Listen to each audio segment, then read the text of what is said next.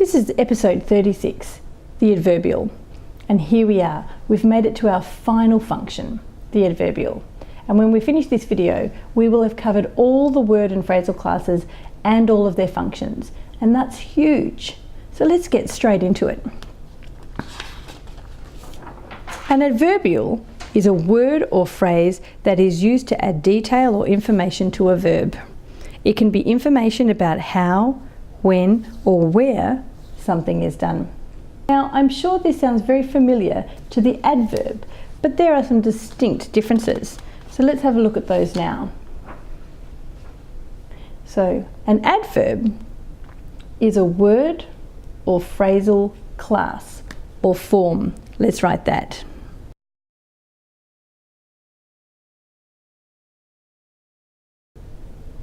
An adverb is always an adverbial.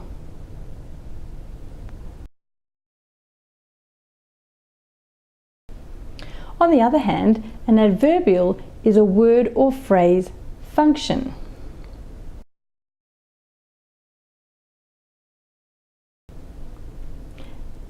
An adverbial does not have to be an adverb, although it can be. It can also be a prepositional phrase, a noun phrase, an adjective, or even a whole clause, which we haven't covered yet, but clauses are coming up in the next video. Let's write that down, all the different types they can be.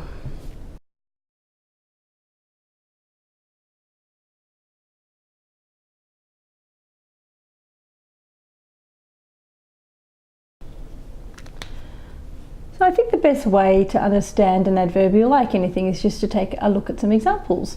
So let's go straight into doing that now. Here are some examples for you to look at. Let's see if you can pull out where the examples are. My first sentence, my brother usually plays cricket on Sundays. Sentence number 2, I saw a spider in the bath.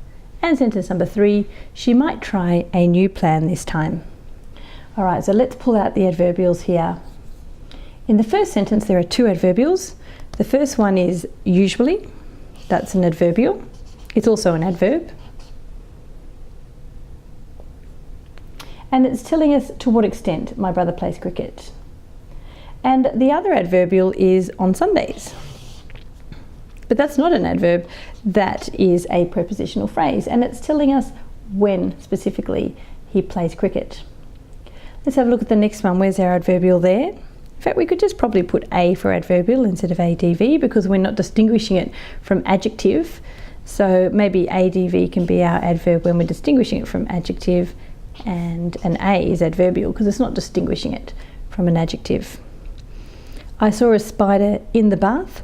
So in this instance, in the bath is our extra information. It's telling us where we saw the spider. So that's our adverbial there, in the bath. She might try a new plan this time. So in this sentence, this time is our adverbial because it's saying when she might try a new plan. There's our adverbial. You'll notice that the adverbials are fulfilling no other function in the sentence. So if we look at my brother plays cricket, or my brother usually plays cricket on Sundays, my brother is the subject, plays is the verb. What does he play? He plays cricket. That's our direct object. So they're fulfilling specific functions. I saw a spider, and you can see that by itself, that even makes sense. I is the subject, saw is the verb, a spider is the direct object. That's a complete sentence unto itself, and then we're giving additional information in the bath. And then if we look at the next one, she is the subject, might try is our verb with our auxiliary verb and the verb phrase, the auxiliary verb and the main lexical verb. A new plan is our direct object. That's what she's trying. This time is giving us additional information. So it's not fulfilling any other functions. Now the adverbial is very flexible and it can be moved pretty much anywhere in the sentence, just so long as it doesn't interrupt the subject, verb or object word order.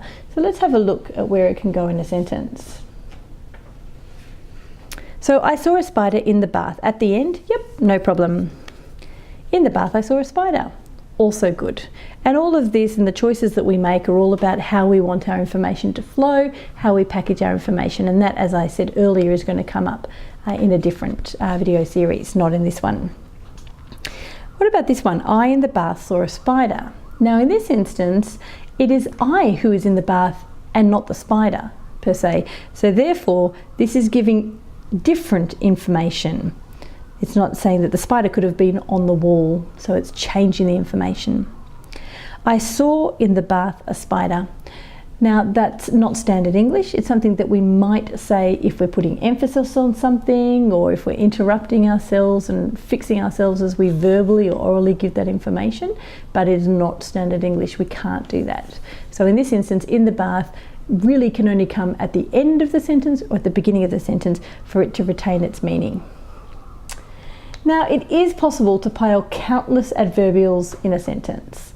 And Roger Hargraves does this in his Mr. Men creations, and he does that to build suspense and to build humour. So, Mr. Nonsense slept on the hill, in his house, in his room, in a boat. So this on the hill is our one adverbial. In his house, there's another. In his room, there's another. In a boat, and there's another. And it's just increasing that humorous way of developing the character, and that can be done in any kind of narrative. However, the relationships between extensive adverbials can create ambiguity in meaning, and this was actually evident in a TV series, Taskmaster.